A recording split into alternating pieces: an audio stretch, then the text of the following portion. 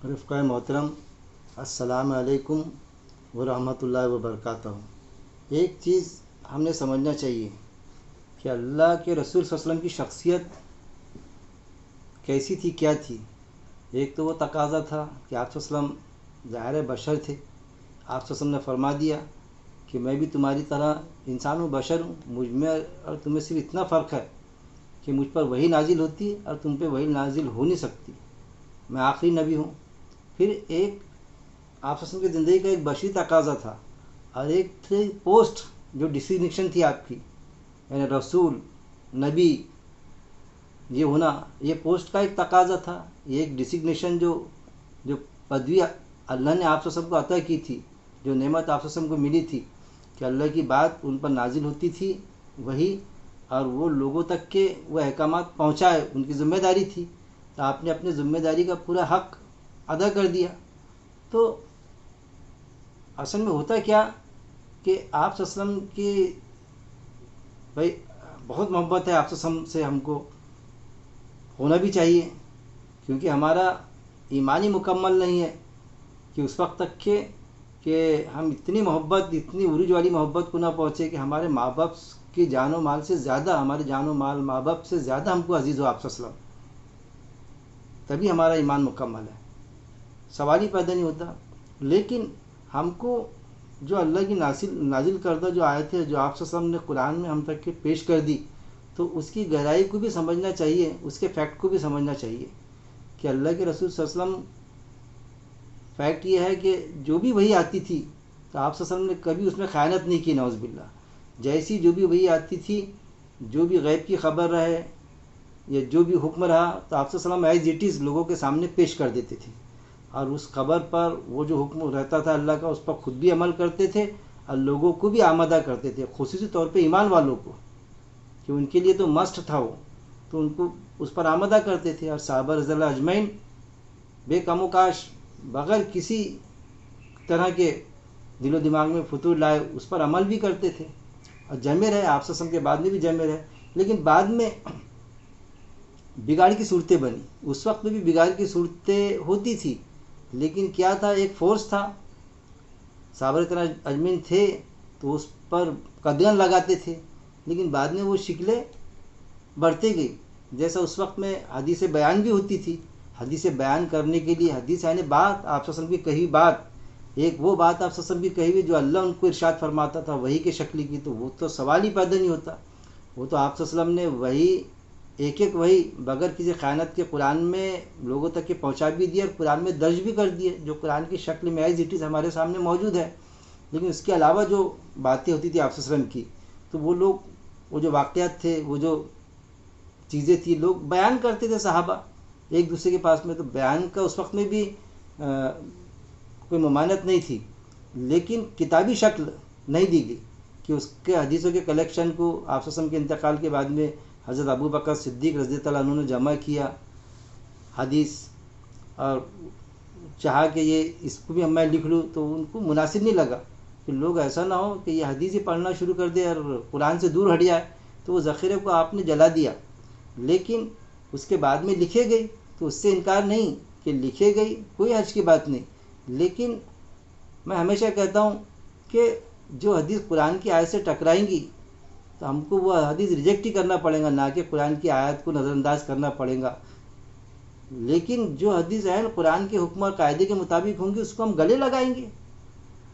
منکر حدیث ہونا بہت غلط چیز ہے کہ ٹوٹل حدیث کا انکار کر دیں ہم، خطرناک چیز ہے یہ، کیونکہ حدیث مطلب آپ صلی اللہ علیہ وسلم نے جو عمل کیے، جو احکام آیا، جو اللہ کا حکم آیا اس پر جو عمل کیے، اس کا فوکس رہتا ہے حدیث ہو۔ تو کیا آپ صلی اللہ علیہ وسلم کے عمل سے انکار ہے؟ صحابہ رضی اللہ اجمعین کے عمل سے ہم کو انکار ہے؟ وہ عمل جو قرآن سے بالکل ثابت ہے، اس سے کیوں ہمارے پیٹ میں درد ہوتا؟ تو منکر حدیث بننا غلط چیز ہے، لیکن وہ حدیث جو قرآن سے ٹکرائیں گی اس کو ہم ریجیکٹ کریں گے۔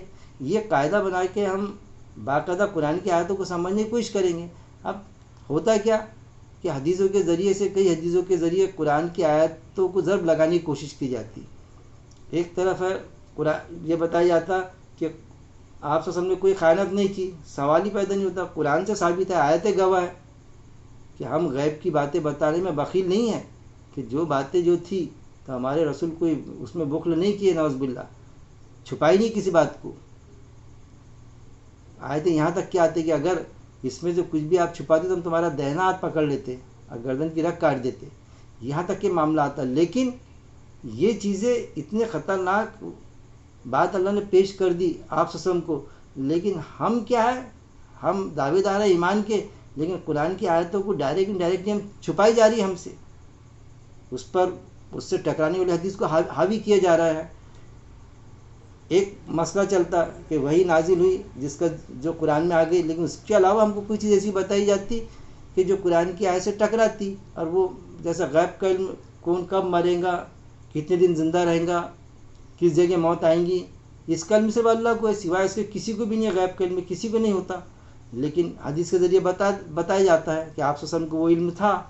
اور وہ بتایا جاتا ہے کہ قرآن کے علاوہ بھی ایک وحی تھی، وہی جو آتی تھی قرآن کے علاوہ. ہاں، خواب کے شکل کی بھی وہی ہے، لیکن اس کا بھی ذکر قرآن میں ہے کہ جو خواب کا ذکر قرآن میں ہوگا تو اس کو ہم مانیں گے نا، ترتیب حدیث میں آئیں گی اس کی ڈیٹیلز. لیکن قرآن کے حکم سے ٹکرا جائیں گا وہ خواب، اور وہ خواب بتایا جائیں گا آپ صلی اللہ علیہ وسلم کو ایسا ایسا خواب دکھا. تو خواب کے بھی تذکرے ہیں، جیسے جنگ کے وقت میں آپ صلی اللہ علیہ وسلم کو خواب دکھا 3000 فرشتوں سے اللہ مدد کریں گا. آپ صلی اللہ علیہ وسلم نے فرمایا، صحابہ کنفیوز ہو گئے. آیت آئی 3000 کیا 5000 فرشتوں سے مدد کریں گے آپ کی.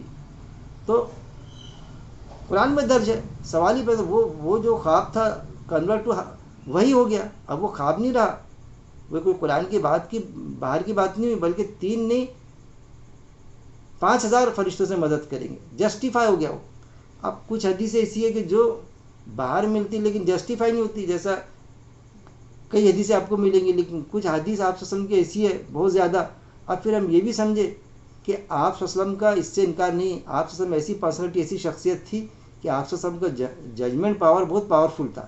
ججمنٹ پاور سمجھیے آپ، اندازہ، کسی بات کا اندازہ ہونا، کسی چیز کا اندیشہ ہونا، اس کے تحت آپ صلی اللہ علیہ وسلم، جس کو کہیں گے ہم بھوشیہ وانی ہماری زبان میں، خاص طور پہ اس کو کہا جائے گا پیشن گوئی، کہ ایک پیشن گوئی آپ صلی اللہ علیہ وسلم پیش کرتے تھے کہ اس طرح سے ایسا ایسا ہوں گا.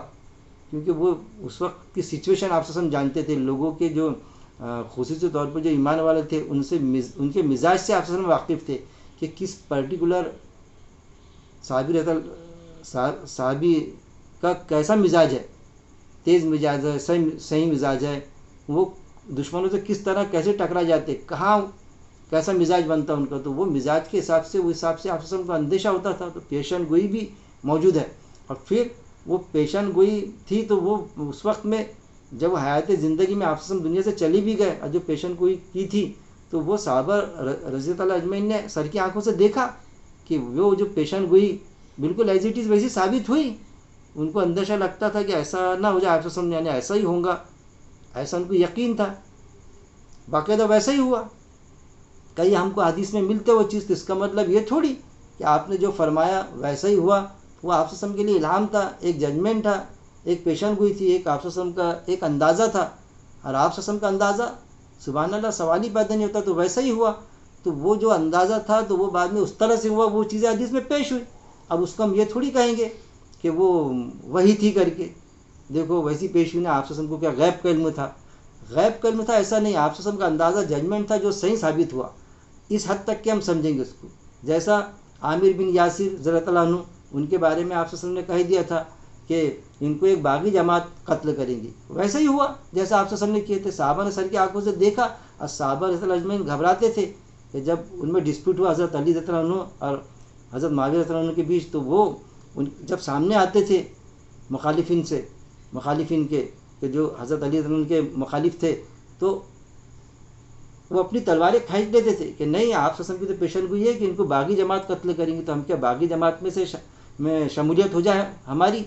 تو وہ ڈرتے تھے، خوف کھاتے تھے کہ نہیں. لیکن ویسے ہی ہوا، جانے انجانے میں بولیے، جو بھی اجتہاد کی شکل میں جو جنگ کی اوستھا بنی، جنگیں ہوئی دونوں کے درمیان، پورا تذکرہ ہے نا. تو ان کو قتل کر دیا گیا. تو یہ باتیں بھی ہم کو ملتی ہے.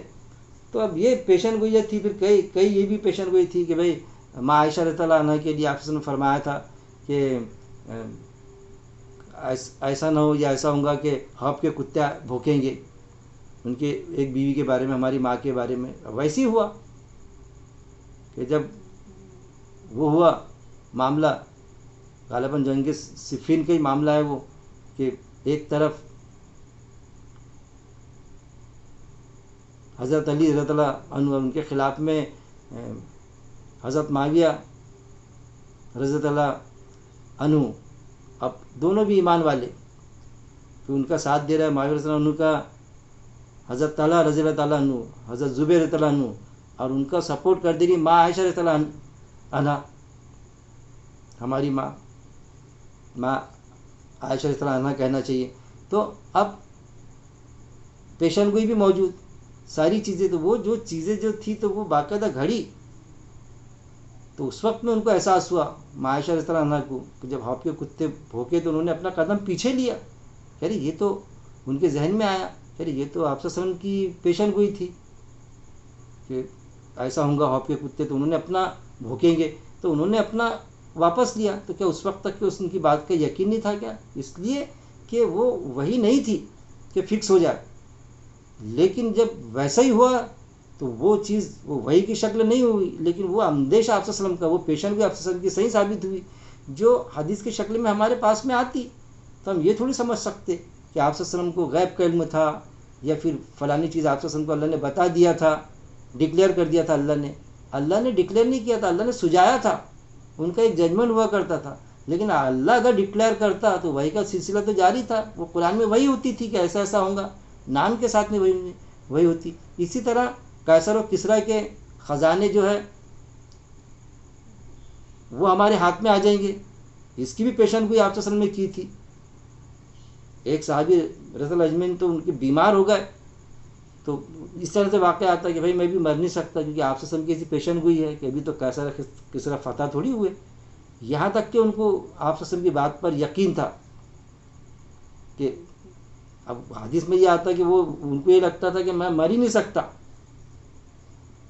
آتا حدیث میں اس طرح سے، لیکن جب فتح ہوئے تو وہ ایک ایک کو اور وہ اس کے کنگن، خزانے کنگن آپ کو پہنائے جائیں گے، تو باقاعدہ جب کنگن پہنائے گئے ان کو تو وہ کہتے تھے کہ دیکھیے میں کہتا تھا نا، آپ کہتے تھے کہ بہت طبیعت آپ کی ناساز ہے، بہت خراب ہو گئی تھی طبیعت ان کی، لوگوں کو بھروسے نہیں تھا کہ بچ جائیں گے، لیکن ان کو بڑا اعتماد تھا کہ آپ صلی اللہ علیہ وسلم کی پیشن گوئی غلط نہیں ہو سکتی، تو وہ سمجھے کہ صحابہ رضی اللہ اجمعین پیشن گوئی کو آپ صلی اللہ علیہ وسلم کی جو ججمنٹ تھا تو اس کو ججمنٹ اور پیشن گوئی کے حساب سے لیتے تھے کہ بھئی ایسا ہی ہوں گا کر کے، اس کو وہی ٹریٹ نہیں کرتے تھے، کیونکہ اگر وہی ٹریٹ کرتے تھے تو وہ تو قرآن میں ہونا چاہیے تھا، لیکن ہم نے ہمارا ایسا عقیدہ بنا لیا بالکل کہ جو آپ صلی اللہ علیہ وسلم کی پیشن گوئی تھی اس کو ہم وہی کی شکل دیتے کہ وہ ایک وہی تھی جس کا قرآن میں اللہ نے ذکر نہیں کیا، ارے وہی نہیں، آپ صلی اللہ علیہ وسلم کا ججمنٹ پاور تھا، وہ ایک اندازہ تھا جو پرفیکٹ ویسے ثابت ہوتا تھا اور ہوا، سوال ہی پیدا نہیں ہوتا۔ اسی طرح آپ صلی اللہ علیہ وسلم کی یہ بھی پیشن گوئی تھی، یہ بھی اندازہ تھا کہ بنی اسرائیل جس بل میں گھسی میری امت بھی گھسیں گی اور ان سے زیادہ گھسیں گی، یہ بھی ہے نا آپ صلی اللہ علیہ وسلم کی پیشن گوئی، یہ کوئی قرآن کی آیت تھوڑی ہے، کوئی وہی تھوڑی آپ صلی اللہ علیہ وسلم پر نازل ہوئی تھی کہ محمد صلی اللہ علیہ وسلم ان سے کہہ دو کہ بنی اسرائیل جس بل میں گھسے تم لوگ آگے کے لوگ گھسیں گے اس میں، تم سے زیادہ گھسیں گے، کوئی اس طرح کی وہی نہیں آئی تھی، لیکن آپ صلی اللہ علیہ وسلم کی پیشن گوئی تھی، جو کہ آج اگر ہم قرآن اگر کوئی مطالعہ کرتا ہے تو باقاعدہ یہ لگتا ہے کہ 100% آپ صلی اللہ علیہ وسلم کی وہی وہ پیشن گوئی، وہی نہیں بولنا چاہیے، پیشن گوئی جو آپ صلی اللہ علیہ وسلم کا ججمنٹ تھا بالکل صحیح ثابت ہوا کہ بنی اسرائیل جس بل میں گھسی میری امت بھی گھسیں گے اور ان سے زیادہ گھسیں گی، تو گھسی، دیکھیے آپ بنی اسرائیل کا کیا عقیدہ تھا یہود و نصارہ کا کہ دوزخ کی آگ ہم کو نہیں چھوئیں گے مگر گنتی کے چند دن، سورہ البقرہ میں اللہ تعالیٰ نے ان کو باقاعدہ بتا دیا کہ یہ کہتے ہیں کہ دوزخ کی آگ ہم کو نہیں چھوئیں گے مگر گنتی کے چند دن، کیا انہوں نے اللہ سے کوئی وعدہ لے رکھا ہے یا اللہ پر وہ بات کہتے ہو جو خود بھی نہیں جانتے؟ سورہ ال عمران آیت نمبر 24 میں بتا دیا اللہ تعالیٰ نے، سورہ البقرہ آیت نمبر 80 میں بتا دیا، باوجود اس کے دوزخ میں جائیں گے، نکل جائیں گے، یہ عقیدہ تھا ان کا جس کو کنڈم کیا، ضرب لگایا اللہ نے۔ ہمارا کیا عقیدہ ہے حدیث کے ذریعے سے؟ وہ حدیث جو اس آیت سے ٹکراتی، جس عقیدے کو اللہ نے کنڈم کیا اور جس بات کو آپ صلی اللہ علیہ وسلم نے حدیث میں بتا دی اپنے پیشن گوئی میں کہ بنی اسرائیل جس بن میں گھسی میری امت بھی گھسیں گی، تو وہی عقیدہ آج ہمارا ہے جس کے لیے منع فرمایا آپ صلی اللہ علیہ وسلم نے کہ تم ان کی یہود و نصارہ کی تم یہ مت کرنا کہ وہ ایک روزہ رکھتے تھے تو آپ نے 2 روزے رکھا ہے نفل روزے. یہاں تک کہ آتا نا معاملہ کہ ان کی مشابہت نہ ہو. اگر ان کی مشابہت کریں گے آپ کسی کاموں میں تو اللہ تعالیٰ ان جیسا تمہارا حل کر دیں گا. یہ بھی بتایا آپ صلی اللہ علیہ وسلم کہ ان کی مشابہت نہیں ہونا چاہیے. آپ کے پاس میں قرآن موجود ہے, قرآن میں جو ایز پر قرآن کی ڈائریکشن آپ زندگی, قرآن یعنی ہدایت یعنی ڈائریکشن, اللہ کی جو ڈائریکشن ہے قرآن میں اس کے مطابق ہم زندگی بسر کریں. لیکن قرآن کو چھوڑ کے جو یہود و نصارہ کے جو معاملات تھے, جو ان کے بگڑے ہوئے عقیدے, اس پر چل کے اس ڈائریکشن پہ ہماری زندگی بسر کر رہے ہیں. تو وہ بھی آیت موجود ہے آپ صلی اللہ علیہ وسلم کی کہ روز آخرت میں آپ صلی اللہ علیہ وسلم کیا کہیں گے, کیونکہ آپ صلی اللہ علیہ وسلم کو تو غیب کا علم نہیں تھا. آپ صلی اللہ علیہ وسلم چلے گئے دنیا سے, کوئی ہم کو تو دیکھ ہی نہیں رہے, لیکن یہ ساری پکچر سامنے آئیں گی نا کہ میں نے پیش کیا کیا تھا. اللہ نے جو بات بتایا تھا جو وحی کی شکل میں ان تک کے پہنچا دیا میں نے. پھر میں نے میرے حدیث کے ذریعے سے میرے وہ ججمنٹ جو تھے, میرے اندیشے, وہ بھی میں نے پیش کی, لوگوں نے پیش کیے تھے میرے بعد میں. تو وہ ججمنٹ کو ججمنٹ نہیں سمجھے, وہی سمجھے جو جس عقیدے پر اللہ نے ضرب لگائی تھی وہ عقیدے میں گھسے کہ یہود و نصارہ کا عقیدہ کہ دوزخ میں جائیں گے نکل جائیں گے. تو یہ اس طرح کے عقیدے میں گھسے. تو آیت موجود ہے, آپ سے ہم کیا کہیں گے, قرآن میں آیت موجود ہے کہ یہ میرے امت کے وہ لوگ ہیں جنہوں نے قرآن سے ہجرت کر لی, قرآن کو چھوڑ دیا تھا. تو وہ بھی بتایا نا. تو ہم کو یہ کل ملا کے ساری چیزوں کو سمجھنا پڑے گا. اس طرح ہم قرآن سے ٹکرانے والی جو حدیث ہے وہ ریجیکٹ کریں گے. وہ جو پیشن گوئی ہے وہ قرآن سے اگر ٹکراتی تو باقاعدہ ہم یہ سوچیں گے کہ ایسا تو ہو نہیں سکتا. لیکن جو پیشن گوئی ایز پر قرآن ہے کہ وہ پیشن گوئی اس وقت میں آپ سب نے کی ہے اور صحابہ رضی اللہ اجمعین نے بھگتا اس چیز کو, وہ حدیث میں ملتا ہم کو. تو ہم یہ تھوڑی کہیں گے آپ سب کو غیب کا علم تھا. ایک ججمنٹ پاور تھا آپ صلی اللہ علیہ وسلم کا, اور بعد میں حدیث بھی آتی کہ اس طرح سے ہی ہوا جیسا ہمارے سامنے بنی اسرائیل جس بل میں گھسی, میری امت بھی گھسیں گی تو گھس رہی, دوزخ سے نکل جائیں گے گھسی, جیزس کم سن گھسی. اس میں ہمارا عقیدہ ہے کہ عیسیٰ السلام آئیں گے 40 سال حکومت کریں گے, اس کے بعد میں قیامت آئیں گی. اور قرآن میں آپ صلی اللہ علیہ وسلم نے کیا پیش کر دیے کہ قیامت, یہ آپ سے پوچھتے ہیں قیامت کب آئیں گی, اے محمد صلی اللہ علیہ وسلم ان سے کہہ دو کہ اس کا علم مجھے نہیں, یعنی اس کا علم آپ صلی اللہ علیہ وسلم کو نہیں ہے قیامت کب آئیں گی, اس کا علم تو اللہ کو ہے. قیامت اچانک آئیں گی, پلک جھپکتے آئیں گی, یعنی کبھی بھی آ سکتی ہے قیامت. لیکن کیا بتایا جاتا ہم کو, جمعے کا دن ہوگا, عیسیٰ السلام 40 سال حکومت کریں گے, اس کے بعد میں قیامت آئیں گی.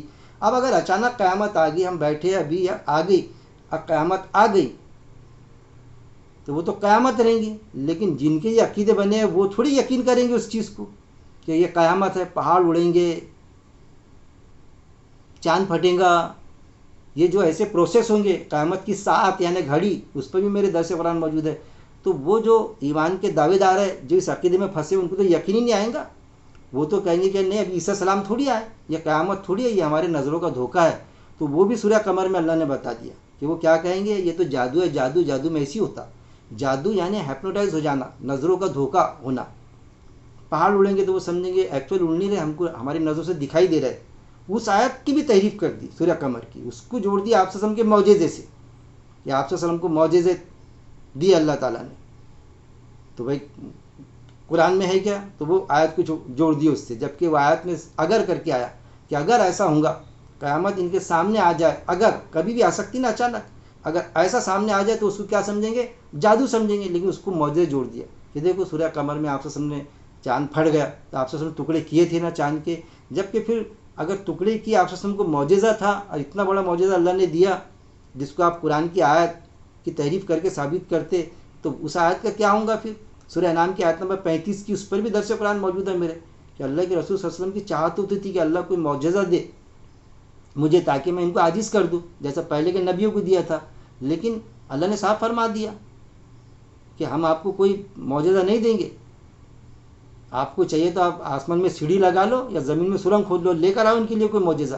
تو اللہ نے صاف انکار کر دیا معجزے کے لیے. قرآن اپنے آپ میں معجزہ ہے آپ صلی اللہ علیہ وسلم کے لیے, لیکن معجزے کے دروازے کھولے, 180 معجزے, 200 معجزے, اس میں طرح طرح کی ترتیبیں بیٹھا ہے اس میں. تو یہ جو عقائد بنا کے رکھے ہم نے کہ اللہ نے معجزے کا دروازہ بند کرا, اگر کوئی نبوت کا دروازہ کھولے کہ نبوت کا دروازہ ہی بند ہے کہ اب کوئی نبی آنے والا نہیں, تو وہ قادیانی ہے. اب معجزے کا دروازہ کھلا تو وہ کیا ہے پھر، لیکن معجزے کے دروازے کھولے. ایسے کئی شکلیں ہیں معجزے کے دروازے کھول دینا. اور دوسری چیز کئی ایٹمس ہیں جس کے اندر ملوث کر کے رکھے. غیب کا علم آپ کو جیسا ایسا بتاتی کہ غیب کا علم آپ کو تھا تھا اور آپ نے بتا دیے وہی جیسا وہی تھی کر کے. تو وہ جو اندیشے تھے وہ اس وقت میں بھی صحیح ثابت ہوئے، اور کچھ اندیشے جو حدیث میں آتے آپ نے پیش کیے تو ایز اٹ از بالکل ہم کو لگتا ہے آج بھی ثابت ہو رہا ہے. بنی اسرائیل جس بل میں گھسی ہم بالکل گھس رہے اس کے اندر، رکنے کے لیے تیار نہیں ہم. قیامت کے معاملے میں اچانک آئیں گی اس کو فکس کر دیے، عیسیٰ السلام آئیں گے اس کے بعد میں آئیں گے. ارے بھائی قرآن میں کہیں بھی عیسیٰ السلام کی آمد کا ذکر نہیں ہے، لیکن حدیث میں ہے.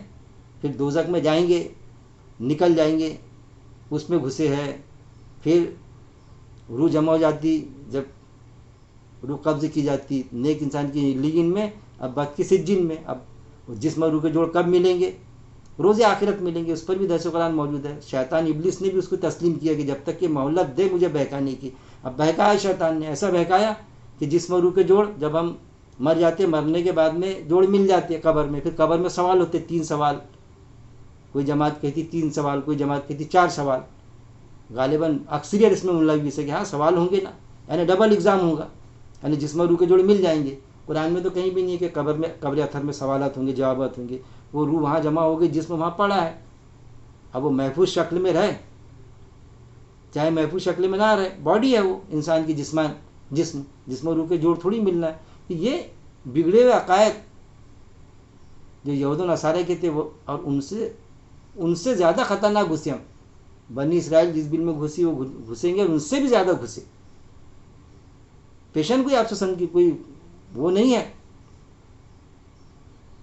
کہ وہی آئی تھی، یہ وہی نہیں، پیشن ہوئی ہے جو حدیث میں موجود ہے. تو دیکھیے ہم گھسے گے نہیں، ہم گھس رہے ہیں. اب قرآن سے ہجرت کر رہے ہیں، قرآن کو چھوڑ کے ہمارے ان چیزوں پہ عقیدے ہیں. کئی ایسے ملیں گے آپ کو، ارے واہ ایسا ہے نا، حدیث میں ہے نا. کئی باتیں جو حدیث سے ٹکرانے والی، قرآن سے ٹکرانے والی، اور ہمارے ایمان اس حدیث پر. جبکہ اللہ نے فرقان بتایا قرآن کو، جانچنے والا اعلیٰ، حق اور باطل کے فرق کو روک کے کھول کے رکھ دینے والی کتاب قرآن. سورہ الفرقان آیت نمبر 73 کا ہمیشہ حوالہ دیتا ہوں میں کہ رحمان کے بندوں کی صفت کیا ہے کہ ہماری آیتوں میں اندھے بہرے ہو کے نہیں گھستے، اس پر غور و تدبر کرتے. آیت پر غور و تدبر ہونا چاہیے. قرآنی آیت سے حدیث کمپیئر ہوں گی، حدیث کو ریجیکٹ کرنا پڑے گا، حدیث میں کریکشن ہوں گا، نہ کہ آیت کو نظر انداز کریں گے ہم. تو آیت کو نظر انداز کر دیا جاتا ہے کہ نہیں حدیث میں ہے نا، کئی حدیث ہے. اب پھر نہیں مانے تو منکر حدیث ہے. ارے بھائی جو حدیث قرآن کی آیت سے ٹکرائیں گے، کتنی بھی معتبر ذرائع سے آئے، نہیں مانیں گے کیونکہ 250-300 سال بعد لکھے گئی حدیث، وہیں ریجیکٹ سلیکٹ ہوں گی وہ. لیکن کئی